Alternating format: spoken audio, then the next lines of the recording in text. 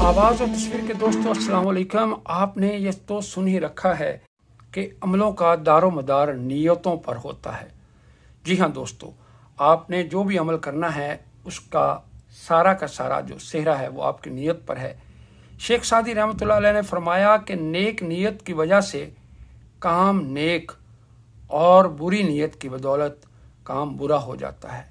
यानी अगर किसी भी काम को करने की आपकी नीयत अच्छी है तो वो काम भले कैसा भी हो उसका अजर आपको मिलेगा, वो काम अच्छा होगा।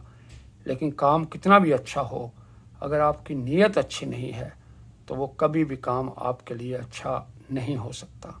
लिहाजा हमेशा अपनी नीयत को दुरुस्त रखें, दूसरों के लिए आसानियाँ पैदा करें ताकि अल्लाह ताला आपके लिए दुनिया और आखिरत में आसानियाँ वाला मामला फरमाए। अपने इर्द गिर्द के लोगों का बहुत ख्याल रखिएगा और रखिएगा मुझे अपनी दुआओं में याद। अल्लाह हाफिज़।